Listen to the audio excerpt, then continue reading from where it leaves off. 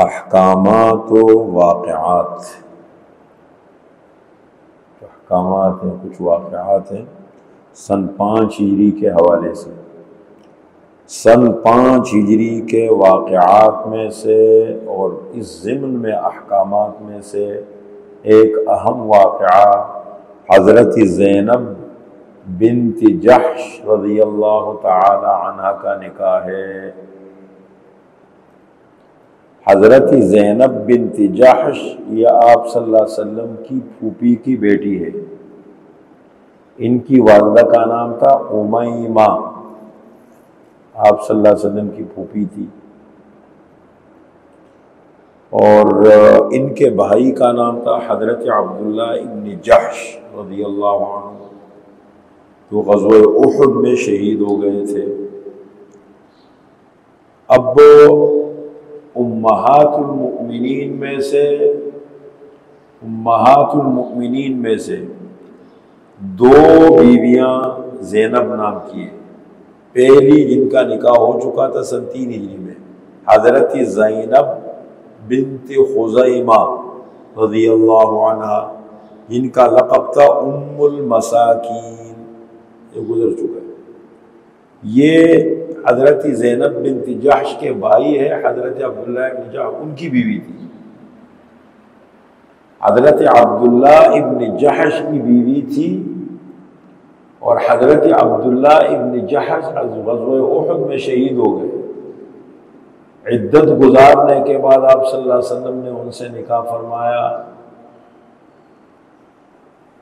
اور پھر 2-3 مہینے کے بعد ان کا انتقال ہو گیا۔ سن 3 ہجری میں ہی ان کا انتقال ہو گیا، غالباً سن 3 یا سن 4 ہجری میں 3 مہینے کے بعد تقریباً ان کا انتقال ہو گیا۔ ام المساکین کے لقب سے مشہور تھی، مساکین کی ماں، غریبوں کو بہت کھلاتی تھی۔ تو یہ کن کی اہلیہ تھی؟ عبداللہ ابن جحش کے، ان کے بھائی حضرت عبداللہ ابن جحش کی بیوی تھی۔ جب وہ شہید ہو گئے آپ نے ان سے نکاح فرما دیا۔ دوسری ہے زینب بنت جحش، یہ حضرت عبداللہ ابن جحش کی بہن ہے اور آپ صلی اللہ علیہ وسلم کی پھوپھی کی بیٹی ہے۔ آپ صلی اللہ علیہ وسلم نے ان کا نکاح فرمایا حضرت زید ابن حارثہ سے۔ حضرت زید ابن حارثہ آپ صلی اللہ علیہ وسلم کے آزاد کردہ غلام ہے، اور پھر آپ کے متبنہ ہے، منہ بولا بیٹا۔ آپ نے ان کا منہ بولا بیٹا بھی بنایا کہ میرا بیٹا ہے۔ زید ابن محمد کے نام سے مشہور ہو گئے تھے وہ۔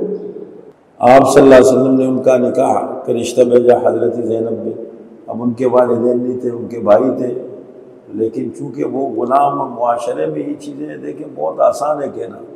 میں آپ حضرات کو کہوں شادی کیوں کرو بچوں کی، اور یہ بچوں کو یہ تعلیم مت دو، یہ کہنا بہت آسان ہے، لیکن معاشرہ میں جب انسان رہتا ہے نا، یہ چیزیں مجبوری بھی ہوتی ہے اور اس کا حصہ انسان بن جاتا ہے۔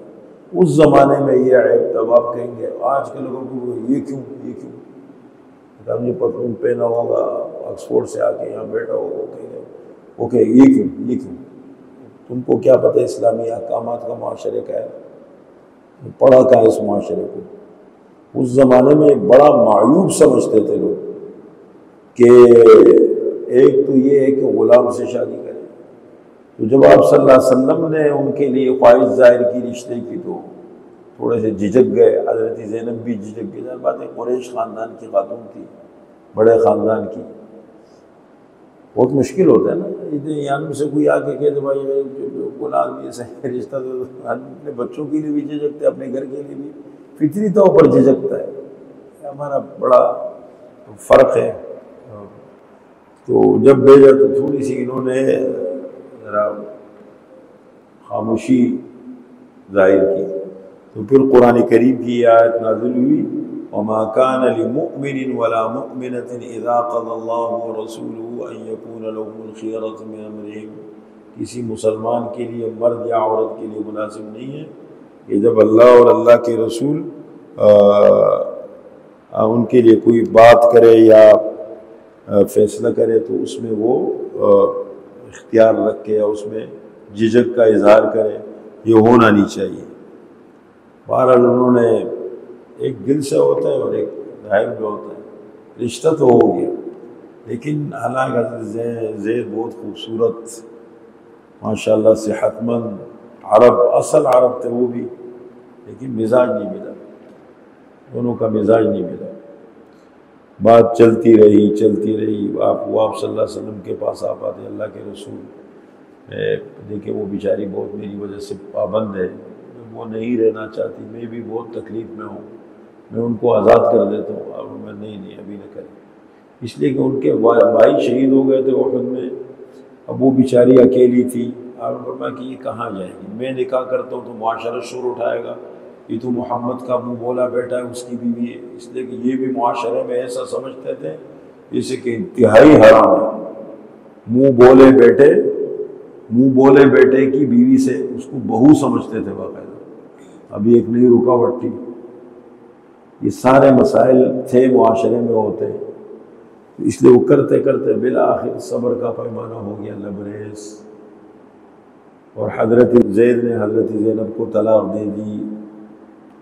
اب جب طلاق دے دی تو معاملہ تو بہت زیادہ وہ ہو گیا، اب یہ بیچاری کہاں جائے گی، اکیلی بھی ہے۔ اس کے بعد یہ سورہ احزاب کی آیتیں بہت تفصیل سے نازل ہوئی، بہت لمبا چوڑا واقعہ ہے۔ سورہ احزاب کا موضوع یہ ہے، ایک تو غزوہ احزاب کا ذکر اس میں ہم نے پڑھا نا، غزوہ احزاب کے بعد یہ واقعہ پیش آیا سن 5 ہجری میں حضرت زینب کے نکاح کا، اس پہ بھی بڑا مسئلہ تھا، تو کافی آیتیں اس سے متعلق ہیں، وہ ہم انشاءاللہ پڑھیں گے۔ اس لیے کہ آپ صلی اللہ علیہ وسلم نکاح کرنا چاہتے تھے، لیکن یہ رکاوٹ تھی کہ لوگ شور اٹھائیں گے کہ یہ تو منہ بولا بیٹا ہے، ان کی بیوی ہے۔ بالآخر اللہ نے آسمانوں پہ ان کا نکاح پڑھا دیا۔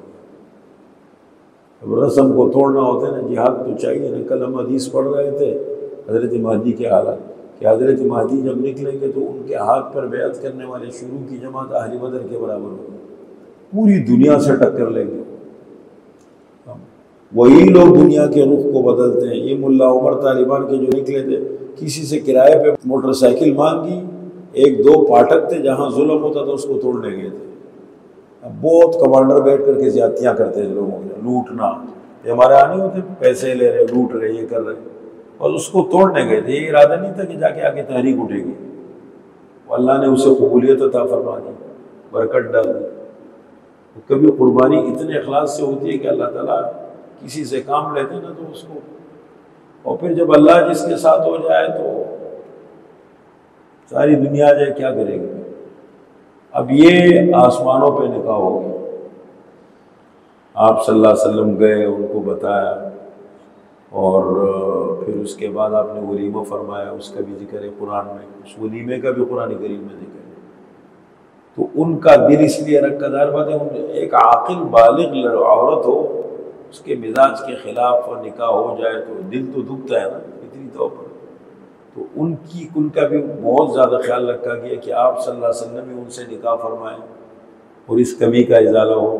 اور دوسری طرف حضرت زید کا بھی دل دھوکا، غلام بنے تو اس میں میرا کیا قصور ہے یار، میں تو عرب کے خاندان کا فرد ہوں، اب اگر مجھے کسی نے پکڑ کے، ننیال جا رہا تھا، چھوٹا بچہ تھا، پورا قافلہ لوٹ کے اٹھا کے بھیج دیا کسی نے، یہ تو اس معاشرے کے وہ تھے، تو وہ بھی بڑے بیچارے دل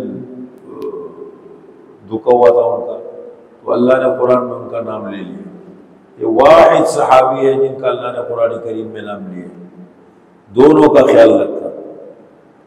یہ وہ ہے واقعات، ذرا دیکھیں احکامات و واقعات۔ ام المؤمنین حضرت زینب بنت جحش رضی اللہ تعالی عنہا سے نکاح، میں نے بتا دی ام المؤمنین زینب کی 2 بھی آپ کی ازواج مطہرات ہیں۔ ذی قعدہ سن 5 ہجری، حضرت زینب رضی اللہ عنہا کی والدہ کا نام امیمہ تھا، جو عبد المطلب کی بیٹی یعنی آپ صلی اللہ علیہ وسلم کی پھوپھی تھی۔ اسی بنا پر زینب آپ صلی اللہ علیہ وسلم کی حقیقی پھوپھی زاد بہن تھی۔ آپ صلی اللہ علیہ وسلم نے اپنے آزاد کردہ غلام اور متبنہ، عربی میں کیا کہتے ہیں؟ متبنہ، جس کو اردو میں کہتے ہیں منہ بولا بیٹا، لے پالک، اردو میں کہتے ہیں لے پالک، یا کہتے ہیں منہ بولا بیٹا، عربی میں کہتے ہیں متبنہ۔ تو آپ صلی اللہ علیہ وسلم کے آزاد کردہ غلام بھی تھے اور متبرہ منہ بولا بیٹا بھی۔ زید بن حارثہ رضی اللہ عنہ کے رشتے کا پیغام بھیج دیا حضرت زینب کے لیے۔ حضرت زینب رضی اللہ عنہ اور ان کے بھائی عبداللہ نے خاندانی تفاوت کی وجہ سے انکار کر دیا، بہت فرق ہے۔ اس پر قرآن کریم کی آیت نازل ہوئی، وَمَا كَانَ لِمُؤْمِنٍ وَلَا مُؤْمِنَةٍ إِذَا قَضَى اللَّهُ وَرَسُولُهُ أَمْرًا أَن يَكُونَ لَهُمُ الْخِيَرَةُ مِنْ أَمْرِهِمْ وَمَن يَعْصِ اللَّهَ وَرَسُولَهُ فَقَدْ ضَلَّ ضَلَالًا مُبِينًا۔ اور کسی مومن مرد اور مومن عورت کو لائق نہیں، ان کے لیے مناسب نہیں کہ جب اللہ اور اس کا رسول کسی کام کا حکم دے تو انہیں اپنے کام میں اختیار باقی رہے، اور جس نے اللہ اور اس کے رسول کی نافرمانی کی تو وہ صریح گمراہ ہوا۔ سخت تنبیہ دے دی۔ یہ آیت نازل ہوئی، یہ آیت کریمہ سن کر وہ راضی ہو گئے، دونوں کے درمیان نکاح تو ہو گیا، نکاح ہو تو گیا، لیکن طبیعت اور مزاج کا اختلاف خوشگوار زندگی کے راستے میں رکاوٹ بنا رہا۔ روزانہ کے اختلافات نے دونوں کی زندگی مشکل بنا دی۔ حضرت زید رضی اللہ عنہ طلاق کی اجازت چاہتے، آپ صلی اللہ علیہ وسلم کو صبر کی تلقین کرتے۔ چنانچہ قرآن میں وَإِذْ تَقُولُ لِلَّذِي أَنْعَمَ اللَّهُ عَلَيْهِ وَأَنْعَمْتَ عَلَيْهِ أَمْسِكْ عَلَيْكَ زَوْجَكَ وَاتَّقِ اللَّهَ، اور جب کہ تم اس شخص سے جس پر خدا نے اور تم نے احسان کیا تھا یہ کہتے تھے کہ اپنی بیوی کو نکاح میں لیے رہو، خدا سے خوف کرو۔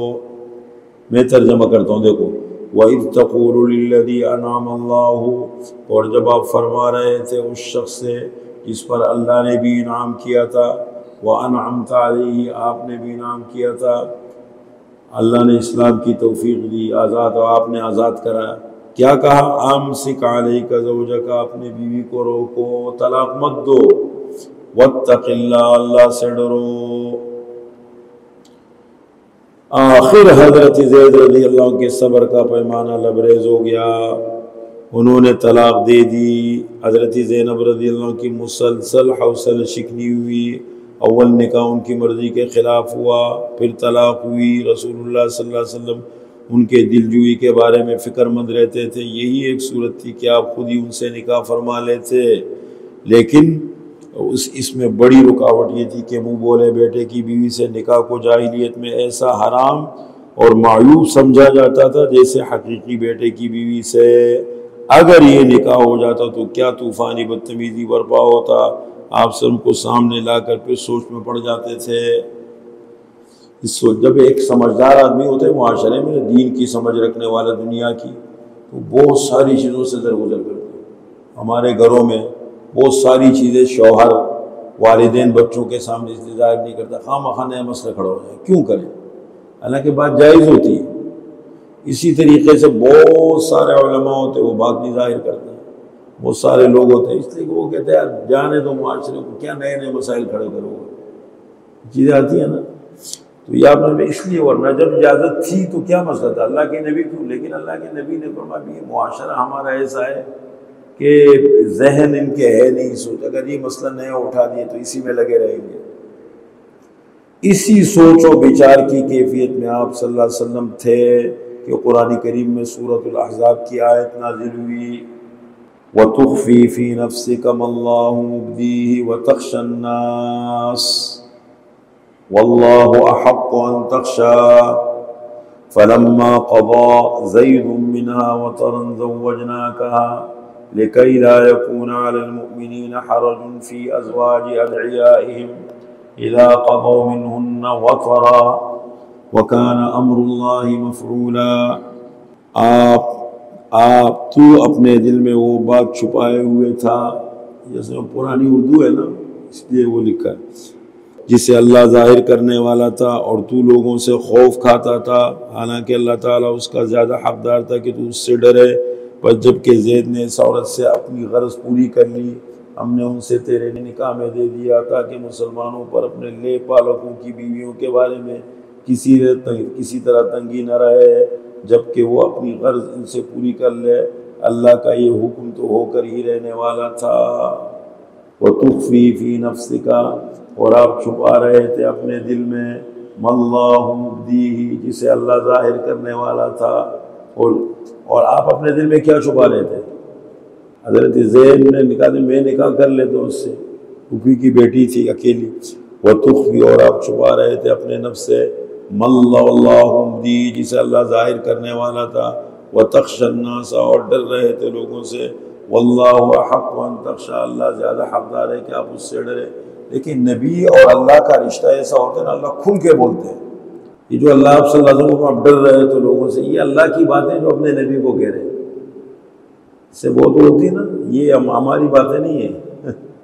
اتنی سخت بات ہے، اللہ ڈر رہے تھے لوگوں سے، حالانکہ مسئلہ احتیاط حکمت ہے، مصلحت ہے، لیکن اللہ فرما رہے نہیں، یہ اللہ کی بات ہے ساری۔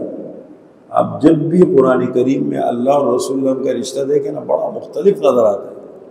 اچھا، فَلَمَّا قَضَىٰ زَيْدٌ مِّنْهَا وَطَرًا، جس وقت حضرت زید نے اپنی حاجت پوری کر لی اس عورت سے، زَوَّجْنَاكَ، ہم نے آپ کے نکاح میں دے دیا ان کو، لِكَيْ لَا يَكُونَ عَلَى الْمُؤْمِنِينَ حَرَجٌ فِي أَزْوَاجِ أَدْعِيَائِهِمْ، تاکہ نہ رہے ایمان والوں پر کوئی تنگی ان کے منہ بولے بیٹوں کے بیویوں کے بارے میں، اذا قضوا منهن وطرا، جب ان سے پوری کر چکے اپنی ضرورت، او وکان امر اللہ مفعولا، اور اللہ تعالیٰ کا معاملہ طے شدہ ہے۔ سمجھ رہے؟ تو اب کیا ہوا؟ جس نے اس جاہلی تصور کا خاتمہ کر دیا، یہ آیت نازل ہوئی، اس جاہلی تصور کا خاتمہ کر دیا کہ منہ بولے بیٹے کا حکم حقیقی بیٹا جیسا بیٹے جیسا ہوتا ہے، یہ غلط ہے، یہ بے بنیاد ہے۔ ان آیات کریمہ میں صاف طور پر یہ بتایا گیا کہ ہم نے زینب رضی اللہ عنہ کی شادی آپ صلی اللہ علیہ وسلم سے کرا دی۔ آپ صلی اللہ علیہ وسلم زینب رضی اللہ عنہ کے مکان پر تشریف لائے اور بلا استئذان اندر چلے گئے، بغیر اجازت کے۔ حیران، آپ سیدھے چلے گئے، نکاح ہو چکا تھا آسمانوں پہ، دن چڑھے، ولیمہ ہوا، جو اسلام کی سادگی کی اصل تصویر تھی۔ اس میں روٹی اور سالن کا انتظام تھا۔ انصار میں ام سلیم رضی اللہ عنہ جو آپ صلی اللہ علیہ وسلم کی خالہ اور حضرت انس کی والدہ تھی، یہ میں نے یہاں سوال کھڑا کر دیے سامنے حاشیے پہ، اور سوالیہ نشان جاندار قسم کا لگا دیا۔ ام سلیم آپ صلی اللہ علیہ وسلم کی خالہ کیسے؟ یہ لکھا ہے حضرت ام سلیم جو آپ صلی اللہ علیہ وسلم کی خالہ اور حضرت انس کی والدہ تھی، انہوں نے کیا بھیجا؟ شادی کے لیے کیا بنا کے بھیجا؟ ولیمے کے لیے مالیدہ بھیج دیا، بریانی ہے، قورمہ ہے، اور کیا کیا ہوتا ہے، وہ عرب کا ایک کھانا تو اس کو مالیدہ بولتے ہیں۔ غرض سب چیزیں جمع ہو گئی تو آپ صلی اللہ علیہ وسلم نے حضرت انس کو لوگوں کے بلانے کے لیے بھیجا، 300 آدمی شریک ہوئے۔ یہ بڑا جاندار ولیمہ پہلا ہے، رسم کو توڑنا ہے نا، ہم نے پہلے تو چند بندوں کو بیٹھا۔ غرض سب چیزیں جمع ہو گئی تو آپ صلی اللہ علیہ وسلم نے حضرت انس کو لوگوں کو بلانے کے لیے بھیجا، 300 آدمی شریک ہوئے۔ کھانے کے وقت آپ صلی اللہ علیہ وسلم نے 10 آدمیوں کی ٹولیاں کر دی تھی، باری باری آتے اور کھانا کھا کر واپس جاتے تھے۔ اسی دعوت میں آیت حجاب اتری، ایک اور حکم، واقعات اور احکامات، ایک اور حکم، پردے کا حکم اس موقع پہ نازل ہوا، لیکن مخصوص، ایسے مخصوص، یا ایھا النبی قل لازواج، مطلب یہ ہے کہ آپ صلی اللہ علیہ وسلم کی ازواج مطہرات کے ہاں جب لوگ آئے پردے کا اہتمام کریں۔ فاسألوہن من وراء حجاب، سوال کرو پردے کے پیچھے سے۔ اس کے بعد آپ صلی اللہ علیہ وسلم نے گھر پہ پردہ لٹکا دیا، اب اندر کوئی نہیں جا سکتا۔ پہلے لوگ جاتے تھے، ازواج مطہرات سائڈ پہ ہو جاتی تھی، اندر بیٹھتے تھے۔ یہ ولیمہ بھی اندر گھر میں کا ہے، 10 آدمی آتے تھے، چھوٹا سا کمرہ تھا، مل بیٹھ کے کھا کے نکلتے تھے، اور 3 حضرات آ کے بیٹھ گئے۔ زمین جنبت نہ جنبت، نہ جنبت گل محمد، زمین ہلے گی گل محمد نہیں ہلے گا۔ اتنا ٹائم گزرا وہ بیٹھے ہوئے، ولیمہ ختم ہو چکا، جا ہی نہیں رہے۔ آپ صلی اللہ علیہ وسلم اٹھ کے چلے گئے، میں چلا جاؤں گا تو یہ نکل جائیں گے۔ آپ صلی اللہ علیہ وسلم آئے تو حضرات تشریف فرمائے، باتیں کر، کچھ نہیں، اپنی باتوں میں لگے ہوئے۔ پھر آپ صلی اللہ علیہ وسلم چلے گئے، تھوڑی دیر کے بعد بندے کو بھیجا، پوچھو ہے یا نہیں، کہنے لگے وہ ایک گیا، 2 بیٹھے ہوئے۔ پھر تھوڑی دیر کے بعد پھر آپ صلی اللہ علیہ وسلم بندہ آیا کہنے لگے وہ چلے گئے. اللہ نے قرآن کی آیت اتاری، ایسی کھری کھری سنا دی. یہ کیا طریقہ ہے؟ کھانا کھاؤ نکلو جاؤ. بیٹھے رہتے اتنے لمبے سمجھ رہے؟ یہ اس کا ذکر ہے. اس مکان میں حضرت زینب نے بھی بیٹھی ہوئی تھی اور ان کا منہ دیوار کی طرف تھا. آپ صلی اللہ علیہ وسلم کی آمد و رفت کو دیکھ کر بعضوں کو خیال ہوا اور اٹھ کر چلے گئے. حضرت انس نے آپ کو جو دوسری ازواج کے مکان میں تھے اطلاع دی، آپ باہر تشریف لائے تو وحی کی زبان اس طرح گویا ہوئی، یا ایھا الذین آمنوا لا تدخلوا بیوت النبی الا یؤذن لکم الی طعام غیر ناظرین اناء ولكن اذا دعیتم فادخلوا فاذا طعمتم فانتشروا ولا مستأنسین لحدیث ان ذلکم کان یؤذی النبی فیستحیی منکم واللہ لا یستحیی من الحق وَإِذَا سَأَلْتُمُوهُنَّ مَتَاعًا فَاسْأَلُوهُنَّ مِنْ وَرَاءِ حِجَابٍ. میں ترجمہ کرتا ہوں پھر ختم کرتے ہیں. یا ایھا الذین آمنوا، اے ایمان والو، لا تدخلوا بیوت النبی، داخل نہ ہو آپ صلی اللہ علیہ وسلم کے گھروں میں، حجروں میں، الا ان یؤذن لکم، مگر یہ کہ تمہیں اجازت دی جائے، الی طعام، کھانے کی طرف، غیر ناظرین اناء، اس کے پکنے کا انتظار نہ ہو، ولیکن اذا دعیتم فادخلوا، جب تمہیں دعوت دی جائے داخل ہو جاؤ، فاذا طعمتم فانتشروا، پر جب کھا چکو نکل پڑو، ولا مستأنسین لحدیث، بیٹھ کے باتیں مت کرو. ان ذلکم کان یؤذی النبی، یہ چیزیں نبی کو تکلیف دیتی ہے، فیستحیی منکم، پس وہ تم سے حیا کرتے ہیں، واللہ لا یستحیی من الحق، اور اللہ تعالی حق بیان کرنے سے حیا نہیں فرماتے. وَإِذَا، اور اب ایک اور حکم آ گیا، وَإِذَا سَأَلْتُمُوهُنَّ مَتَاعًا فَاسْأَلُوهُنَّ مِنْ وَرَاءِ حِجَابٍ، اور آئندہ کے لیے اب جب ازواج مطہرات سے کوئی چیز مانگو، سوال کرو تو فَاسْأَلُوهُنَّ مِنْ وَرَاءِ، پردے کے پیچھے سے سوال کرو گے. اب ہو گیا پردہ،